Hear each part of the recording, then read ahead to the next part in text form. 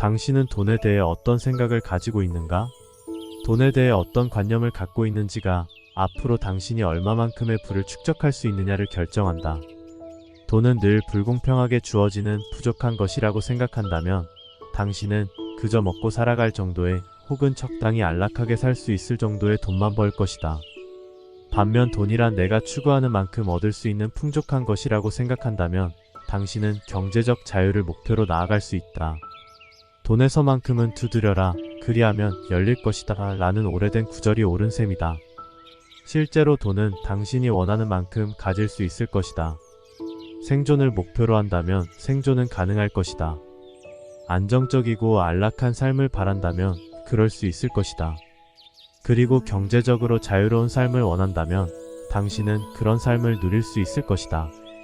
이제 앞에서 말한 5부류의 사회계층을 조금 더 깊이 살펴보도록 하자. 극빈층처럼 하루하루에 급급해 사는 사람은 일용직이거나 길에서 구걸하는 사람들이다. 이들은 보통 1년에 1만 달러를 번다.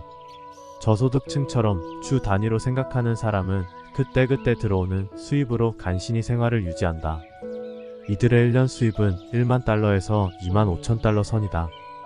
한 달을 기준으로 삼는 중산층의 경우 대출금, 자동차 할부금, 신용카드 대금 등 매달 고정적으로 나가는 비용을 걱정한다. 이들은 보통 1년에 2만 5천 달러에서 10만 달러를 번다.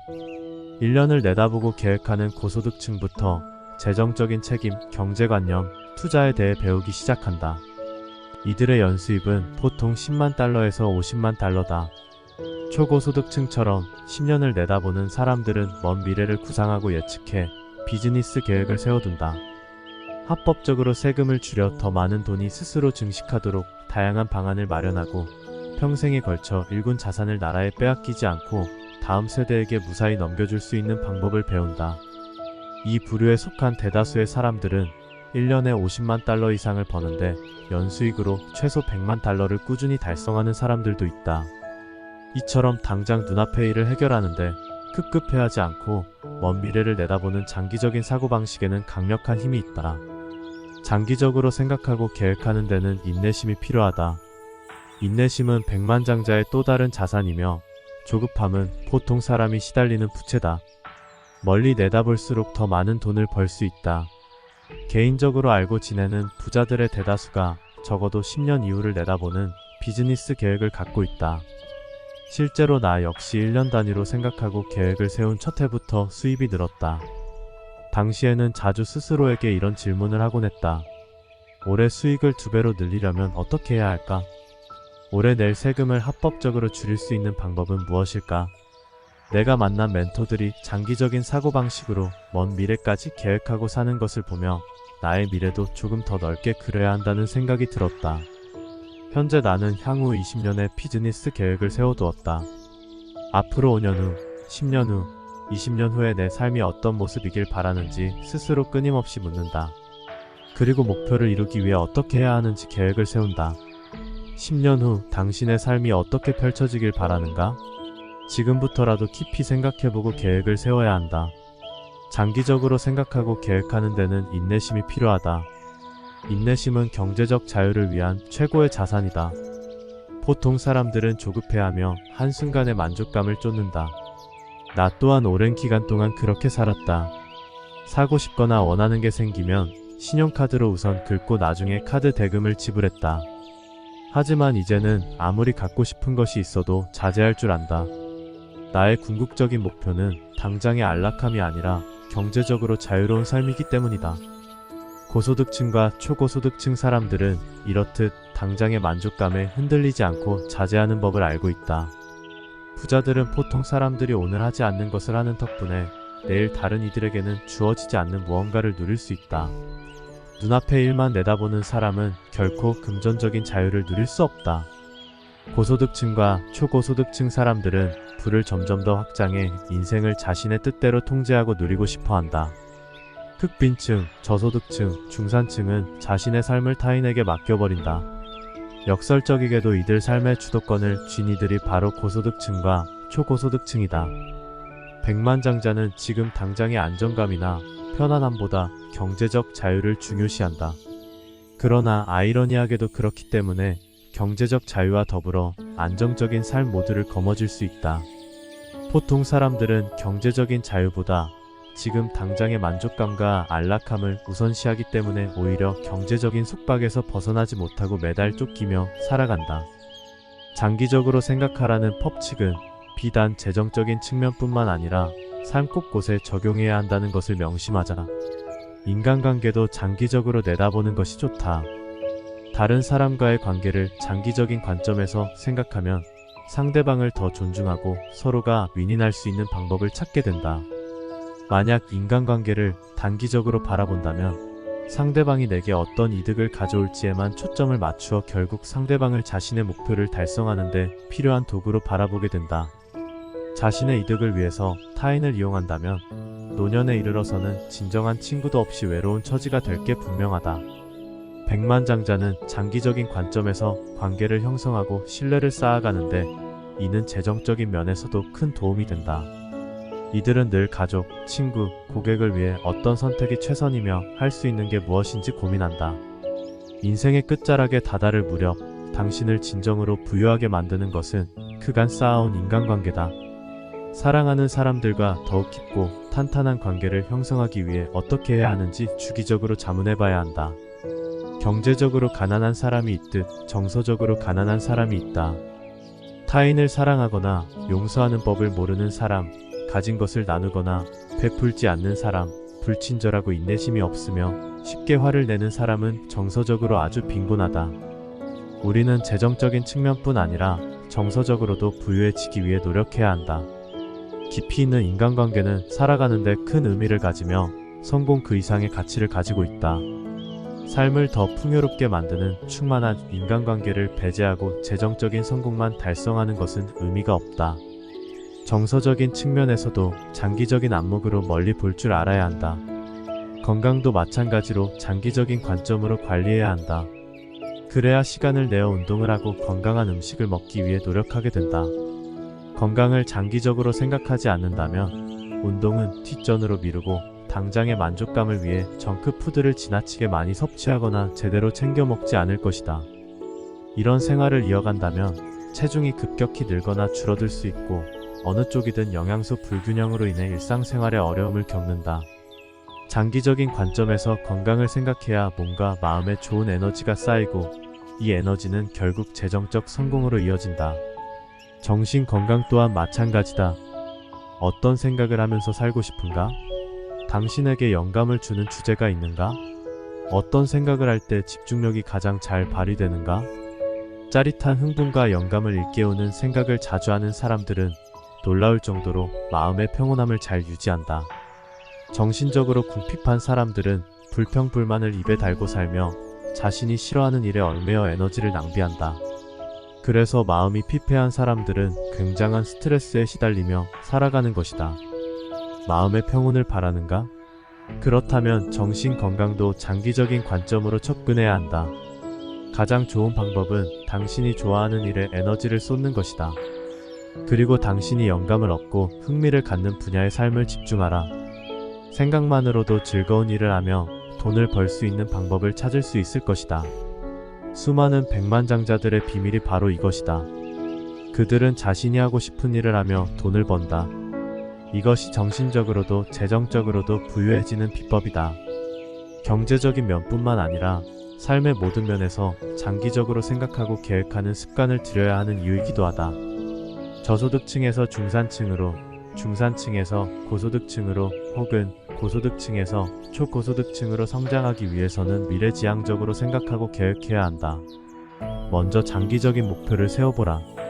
사람들은 1년 목표는 원대하게 잡으면서 10년 목표는 너무 낮게 세우는 경향이 있다. 물론 장기적인 목표가 있는 것만으로도 끝까지 해낼 수 있는 끈기를 얻을 수 있다.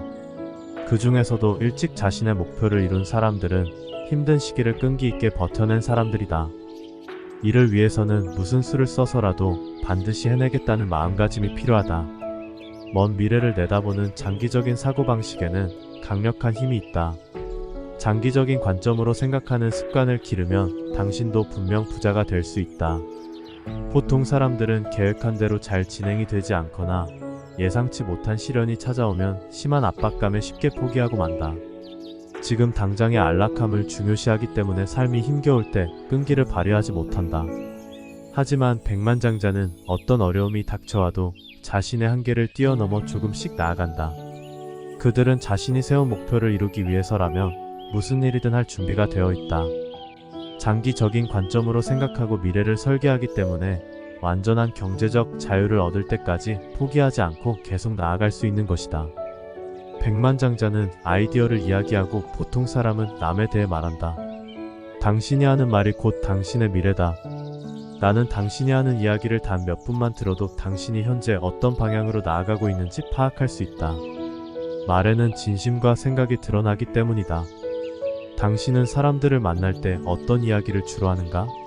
당신이 하는 말은 배의 방향키와 같다. 당신이 내뱉는 말은 당신의 삶이 어떤 방향으로 나아갈지를 결정한다. 백만장자는 항상 아이디어에 대해 이야기하고 잡다한 주제나 특히 타인에 대해서는 입에 올리지 않는다. 반면 보통 사람들은 남에 대해 이야기하는 것을 좋아하고 일상에서 벌어지는 잡다한 일들을 자주 대화 주제로 삼는다. 한 사업가의 사무실에서 이런 글귀가 적힌 현판을 본 적이 있다.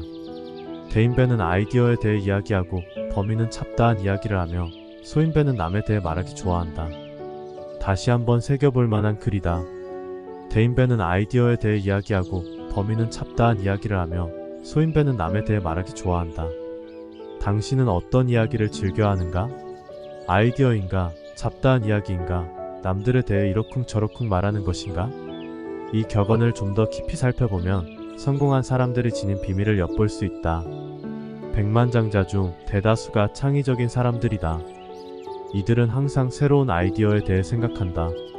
프로젝트를 진행할 때도 다양한 선택지를 살피고 여러 가능성을 고려한다. 성공하고 싶다면 지속적으로 자신의 생각을 확장해야 한다. 모든 것이 빠르게 변화하는 세상에서 새로운 방식과 아이디어를 고민하는 것은 당연한 일이다. 백만장자들은 항상 아이디어에 대해 고민하고 이야기한다. 그리고 이를 기반으로 대단한 일을 해낸다. 반면 보통 사람들은 잡다한 이야기를 하고 타인이 대단한 일을 해내는 과정을 그저 지켜본다. 세상에는 세 부류의 사람이 있다.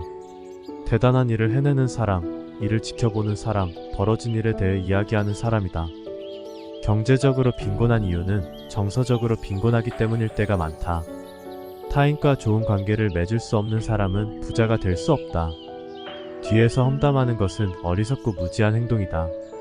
매사 타인에 대해 부정적으로 말하는 사람은 정서적, 재정적 대가를 치르게 된다. 백만장자는 타인을 존중한다. 상대방의 행동을 섣불리 의심하거나 비틀어보지 않고 있는 그대로 보려 애쓰며 각자 자신이 처한 상황에서 최선을 다했다고 믿는다.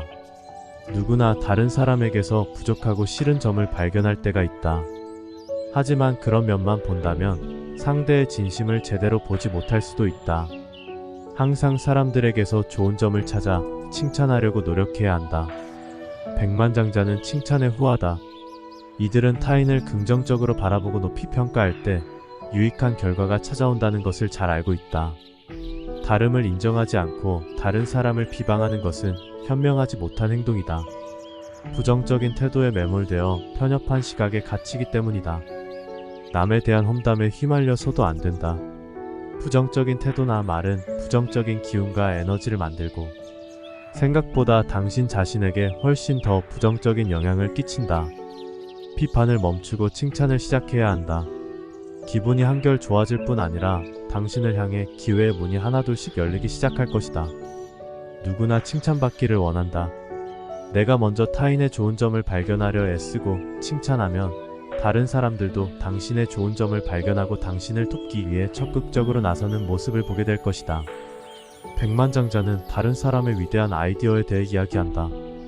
훌륭한 아이디어로 부를 창출한 사람들에 대해 이야기하고 그들에게서 무엇을 배울 수 있는지 논의한다. 나는 백만장자인 친구와 각자 다른 세미나에 참석한 후 서로의 노트를 교환한다. 우리의 사업적 관심 분야에 관해 새로운 정보나 아이디어를 접할 때면 늘 공유한다. 우리가 타인에 대해 말할 때는 이들의 아이디어와 이 아이디어를 어떻게 비즈니스에 적용했는지, 어떤 성과를 창출했는지에 관한 것이다. 백만장자가 잡다한 이야기나 타인을 입에 올릴 때는 결국 아이디어에 대한 이야기를 할 때뿐이다. 백만장자들은 왜 아이디어에 대해 이야기를 나누는 것일까? 돈을 벌기 위해서는 아이디어가 필요하다는 것을 잘 알고 있기 때문이다. 보통 사람들은 돈을 벌려면 우선 돈이 있어야 한다고 생각한다. 그러나 백만장자는 진실을 알고 있다. 좋은 아이디어가 이들이 바라는 돈을 불러온다는 사실 말이다. 아이디어는 세상에서 가장 귀중한 자산이다. 위대한 아이디어를 가진 사람이 결국 위대한 부를 달성한다. 지금 당신이 보고 있는 모든 것은 사실 누군가의 아이디어에서 시작되었다. 부자가 되고 싶다면 새로운 아이디어에 대해 고민하고 생각하는 시간을 늘려야 한다. 그리고 좋은 아이디어가 떠올랐다면 성공한 사람들과 논의하는 것이 좋다. 아주 중요한 이야기다. 성공을 경험하지 못한 사람과 당신의 아이디어를 논의해서는 안 된다. 이들은 당신의 아이디어를 묵살하고 당신의 의욕을 꺾으려고 할 것이다. 백만장자는 다른 백만장자들과 아이디어를 이야기한다. 이들은 절대 편협한 사고방식을 지닌 사람들과 아이디어를 논의하지 않는다. 보통 사람들은 아이디어의 강력한 힘을 제대로 이해하지 못하기 때문에 좋은 아이디어가 떠올라도 발전시키지 못한다. 돈은 큰 힘을 갖고 있지만 아이디어는 훨씬 더 막강한 힘을 지니고 있다.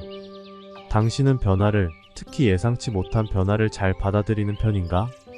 백만장자가 되고 싶다면 변화에 유연하게 대처하는 법을 배워야 한다. 백만장자는 변화가 성장을 향한 기회를 가져온다는 것을 잘 알기 때문에 이를 적극 수용한다.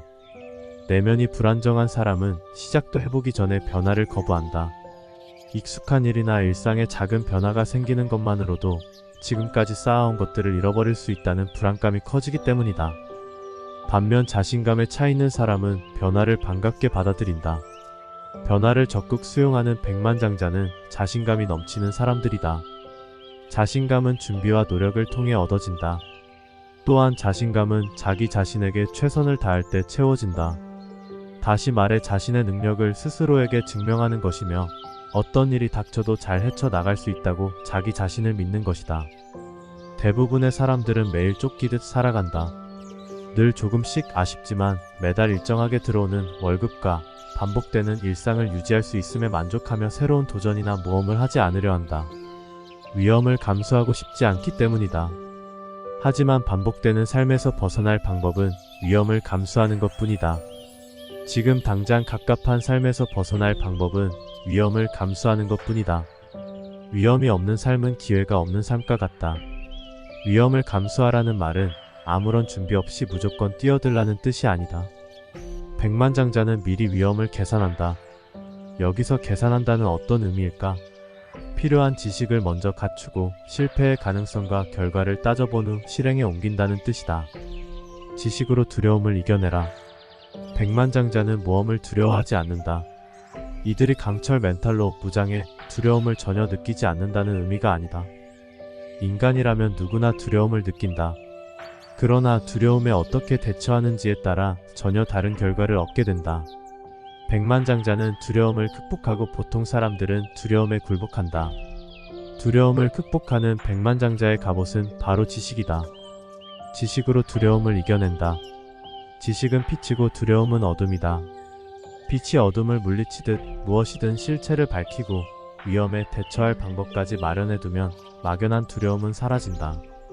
빛으로 어둠을 물리칠 때 기꺼이 뛰어들 용기도 낼 수 있다. 백만장자는 위험을 감수하기에 앞서 대처하기 위해 필요한 것들을 배우고 실패의 가능성과 결과를 면밀히 따져본다.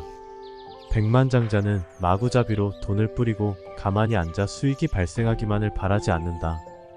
백만장자는 위기를 관리하는 법을 연습한다. 실패를 하느냐 하지 않느냐는 중요하지 않다. 결국 빠르냐 느리냐의 문제일 뿐 결국 누구나 실패를 경험한다. 백만장자는 실패란 성공에 이르기 위한 과정임을 알고 있다. 이들은 실패를 두려워하지 않고 실패를 마땅히 받아들여 이를 통찰력을 얻는 기회로 삼는다. 사람들이 실패를 두려워하는 이유는 실패란 나쁜 것이라고 인식하기 때문이다.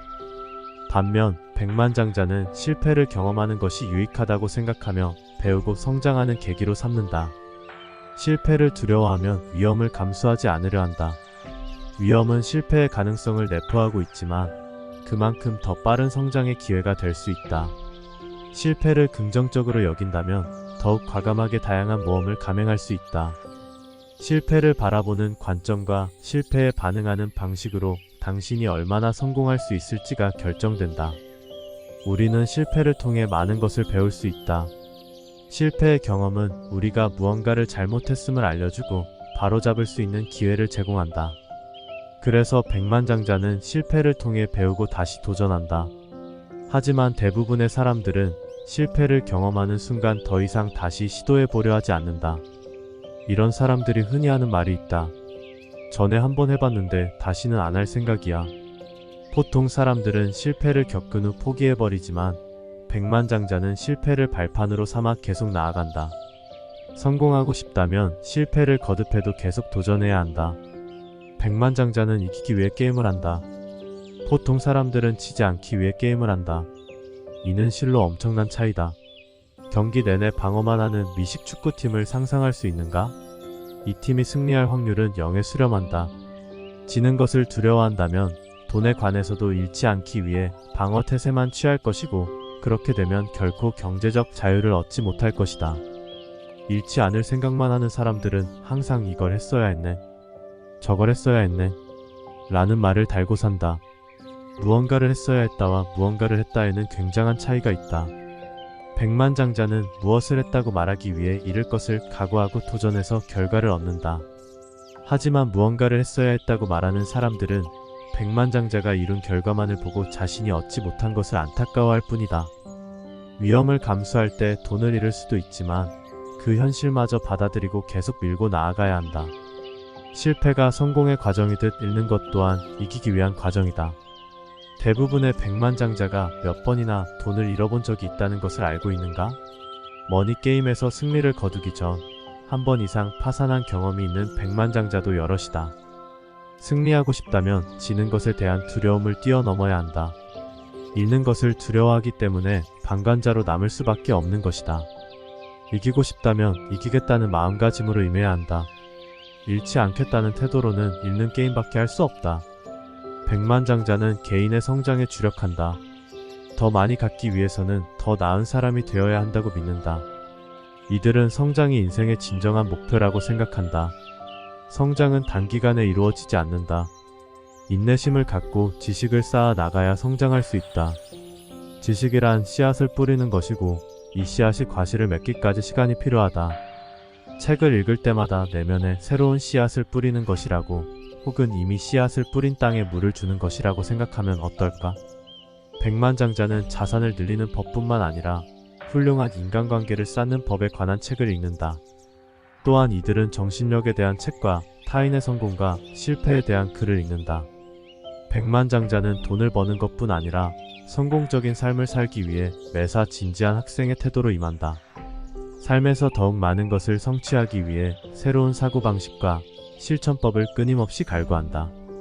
백만장자와 보통 사람의 가장 큰 차이는 백만장자는 자신이 즐겁게 할 수 있는 일에 주력한다는 것이다. 이들은 자신에게 영감을 주는 주제에 대해 배움을 멈추지 않는다. 백만장자가 삶의 모든 측면에 대해 공부하는 이유는 삶을 사랑하기 때문이다. 사람들은 부자들이 돈만 좋아한다고 생각한다. 내 경험상 완전히 틀린 말이다. 경제적인 성공을 이룬 사람들은 자신의 부를 이용해 가족과 타인에게 무언가 해주는 것을 좋아하는 사람들이다. 욕심 많고 돈을 잃는 것을 두려워하는 백만장자는 진정으로 성공했다 볼 수 없다. 진정한 성공이란 마음의 평안과 내면의 만족감을 느낄 때 찾아온다. 성공학을 배우고 돈을 버는 방법을 공부하되 자신의 목표를 쫓으면서도 현재에 만족하는 법 또한 배우기 위해 노력해야 한다. 다시 말하지만 백만장자는 자신의 삶을 사랑하는 사람들이다. 그들은 돈을 버는 것도 좋아하지만 자신의 삶 그 자체보다 돈을 우선시하지 않는다. 가족이나 당신 자신보다 돈을 좋아한다면 이미 돈의 교묘한 속임수에 넘어간 것이고 결코 진정한 성공을 누리지 못할 것이다. 백만장자는 순자산을 늘리는 데 집중하고 보통 사람은 월급을 올리는 데 집중한다. 순자산이란 자산에서 부채를 뺀 것을 말한다. 대다수의 사람들은 자신이 소유한 경제적 가치를 자산이라고 여긴다. 하지만 백만장자가 생각하는 자산의 개념은 조금 다르다. 재정적인 측면에서는 일반 사람보다 백만장자의 사고방식을 따르는 것이 현명하다고 생각한다. 백만장자에게 자산이란 경제적 가치가 있고 그에 더해 수동적 소득을 불러오는 수입원을 의미한다. 경제적 가치를 지닌 자산이 모두 수동적 소득을 발생시키지는 않는다. 그러니 이제부터 자산이란 경제적 가치를 지니고 수동적 소득도 창출하는 것으로 이해하길 바란다. 부채란 주택담보대출금, 자동차 할부금, 신용카드 대금, 학자금 및 개인이 받은 대출 등 변제해야 할 금액을 의미한다. 자신이 소유하고 있는 재산 가운데 경제적 가치가 있으면서 수동적 소득도 창출하는 자산에서 부채를 빼야 한다. 그것이 바로 순자산이다. 백만장자의 관점에서 수동적 소득을 발생시키지 않는 순자산은 아무런 의미가 없다. 백만장자는 순자산을 높이는데, 즉 수동적 소득을 늘리는 데 집중한다. 월급을 받기 위해 열심히 일하는 것이 위험하고 그다지 현명하지 않다고 말하는 데는 두 가지 이유가 있다.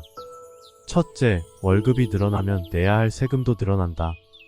둘째, 월급이 높아질수록 타인의 손에 자신의 삶을 맡기는 비중도 커진다.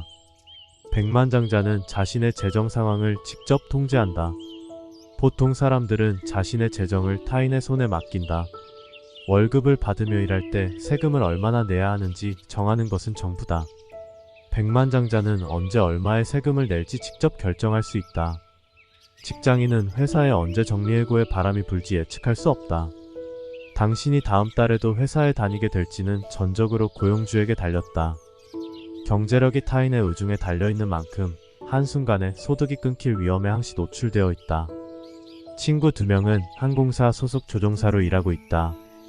9.11 테러 사건 이후 일자리가 사라지는 위험은 간신히 피했지만 하룻밤 새 월급의 30%가 삭감되었다. 당장 내일 소득의 30%가 줄어든다면 어떤 상황이 벌어질 것 같은가? 백만장자는 다음 달에도 내년에도 꾸준한 수입이 들어올 것임을 확실하게 알고 있다. 질문에는 답을 정하는 힘이 있다. 스스로에게 어떤 질문을 하느냐에 따라 삶에서 얻는 결과가 달라진다. 올해 수입을 2배로 높이는 방법은 무엇일까? 이번 달 고정 지출을 감당하려면 어떻게 해야 할까? 이 중 어느 쪽이 당신의 잠재력을 더욱 확장시키는 질문인 것 같은가? 두 질문이 어떻게 다른지 알겠는가? 사실 소소한 질문이든 큰 목표를 겨냥한 질문이든 그에 대한 답을 생각하는데 드는 에너지는 비슷하다. 그러므로 당신의 사고를 넓힐 수 있는 질문을 떠올려야 한다. 어떤 질문이든 당신이 스스로에게 묻기만 한다면 답은 찾을 수 있기 때문이다. 다른 예를 들어보겠다. 내가 좋아하는 일을 하며 연수입 100만 달러를 벌 수 있는 방법은 무엇일까? 어떻게 해야 연봉을 높일 수 있을까? 지금 내 삶이 내게 어떤 교훈을 가르쳐 주려는 걸까? 왜 내게는 매번 나쁜 일만 생기는 걸까? 배우자와 더욱 깊은 관계를 만들려면 어떻게 해야 할까? 결혼 생활은 왜 이렇게 힘들까? 아이들에게 나의 사랑을 어떻게 전할 수 있을까? 왜 아이들은 내게 고마워하지 않는 거지? 건강을 유지하기 위해 어떤 운동을 할까?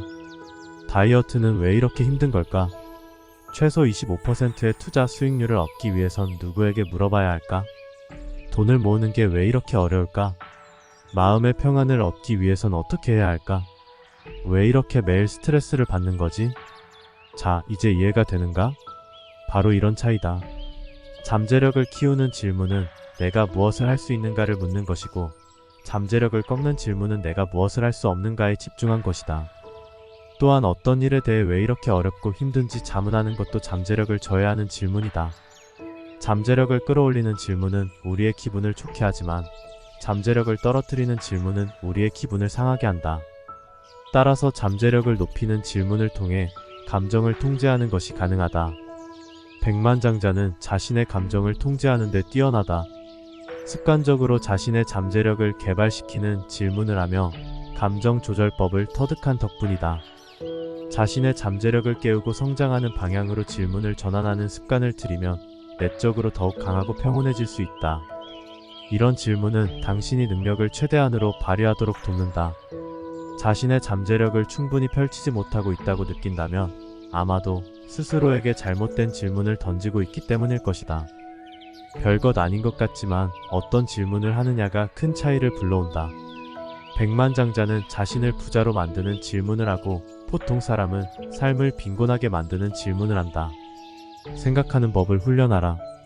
대부분의 사람들은 자신이 자주 떠올리는 질문에 대해 무지하거나 전혀 의식하지 않는다.